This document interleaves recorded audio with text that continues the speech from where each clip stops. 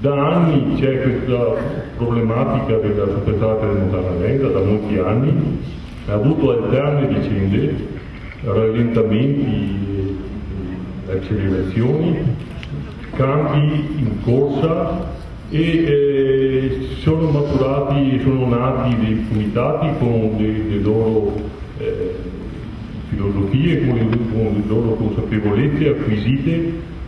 Hanno parlato con il mondo universitario, hanno parlato con gli industriali, con i cittadini e con i sindaci. 11 giugno 2000, siamo a Bassano, per cui permettetemi che faccia qualcosa che si riferisce anche proprio a questo territorio. Allora, diceva, virgolettato, quando è stato deciso di costruire l'autostrada con l'allargamento della statale Gasparona, avevo pensato che la cosa avrebbe creato enormi problemi perché avrebbe avuto un impatto spaventoso sul territorio e quindi non si sarebbe mai fatta, era stata voluta così per non farla mai.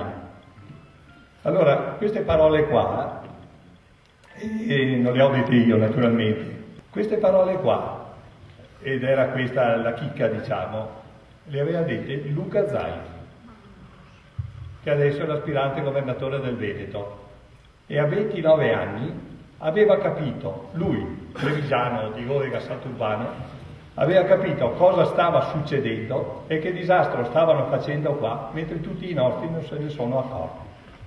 Chiediamoci un attimo cosa fare e cosa è stato fatto. Dimostrare che l'opera, così come la conosciamo, ma non è sempre stata così, su questo mi fa dei richiami, non è la soluzione razionale al problema traffico, viabilità, ma mi sembra che questo l'abbiamo già fatto in questi anni.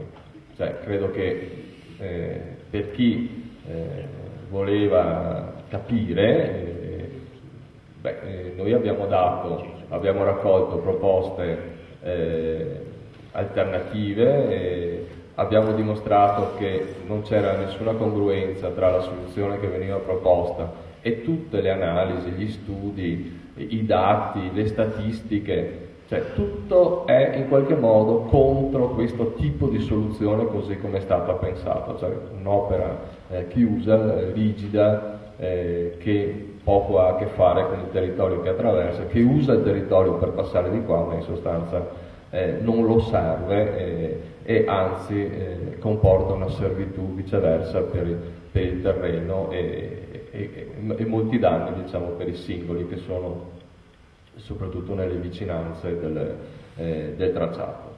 Proporre delle alternative chiaramente non con un dettaglio di progetto paragonabile ai progetti veri e propri che partono dal famoso progetto bonifica e poi eccetera. Questo l'abbiamo fatto in questi anni. Dall'altra parte, appunto la controparte come ha risposto. Ha risposto in maniera, diciamo, molto decisa e se ripercorriamo la vicenda, la filosofia è stata quella di sottrarre fette di, chiamiamola, siamo un po' fuori moda, ma comunque di sovranità popolare, di possibilità di decisione ai sindaci, alle autorità locali, sempre di più, fino ad arrivare al culmine di questi ultimi mesi con la dichiarazione di stato di emergenza e la nomina di un commissario speciale che praticamente ha in mano adesso tutte le decisioni. In più occasioni abbiamo dimostrato non soltanto, come dire, l'inutilità di questa infrastruttura così come viene progettata, ma anche e soprattutto un violento attacco al territorio del Pedemonte. Quindi non si tratta tanto di come dire, infrastruttura inutile, ma anche di un attacco violento al territorio. Lo stato di calamità viene determinato dal progetto e non è il progetto che risponde ad uno stato di calamità.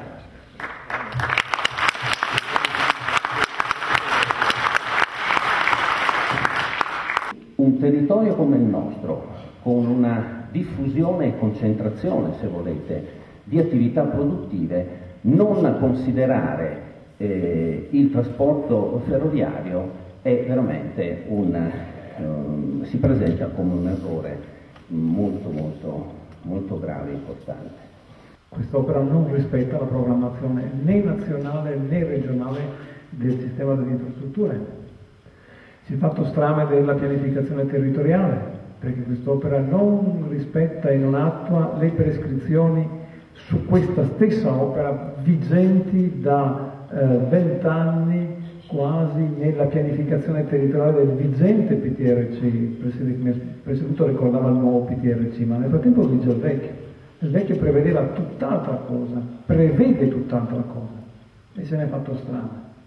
Se ne è fatto strame della programmazione della spesa pubblica, delle regole della gestione delle risorse pubbliche e finanziarie. Si sono fatte violenze numerose sulla legislazione appaltistica,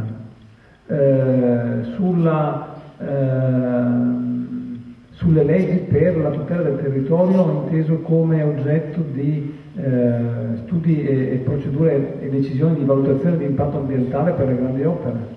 È ben vero che si fa forzatura economica dei commissari, ma chiunque vada a vedere la legislazione che riguarda la protezione civile e lo stato d'emergenza scopre dai primissimi articoli del Codice 225 che le emergenze non sono queste e non si dovrebbero riconoscere come tali queste emergenze. Non è un ricordo. Italia Nostra si attiverà proprio a livello anche regionale, perché non è possibile consentire ancora che un pezzo del nostro territorio che ha mantenuto quasi completamente le caratteristiche storiche e ambientali venga dissipato in questo modo. È ora di smetterla di sperperare migliaia di denari, così tanti denari, senza intervenire mai nel restauro del paesaggio, nel restauro dei beni culturali che sono il nostro valore aggiunto, quella cosa che nessun altro ha, ma invece queste opere così costose vengono ancora una volta a distruggere i nostri beni patrimoniali e paesaggistici. Noi chiediamo che ci sia un atteggiamento più positivo, ovvio che in questo momento possa sembrare Pierino, no? Però non vorrei sembrare Alvaro Vitali, vorrei sembrare il bambino che dice che il re è nudo. Quindi noi abbiamo cominciato la nostra azione di comitati con un intervento di Bertazzo, che è venuto alla nostra assemblea e ci ha detto due cose, e da lì siamo partiti. Quindi un frutto del lavoro che avete fatto è questo, lo riconosco a Bertazzo. L'altro frutto del lavoro che avete fatto, e da Pierini diciamo che il re è nudo, è che per attuare la Pedemontana hanno dovuto mettere il commissario. Noi abbiamo bisogno di tempo per costruire i nostri gruppi di paese contro la Pedemontana. Abbiamo bisogno di tempo per organizzarci.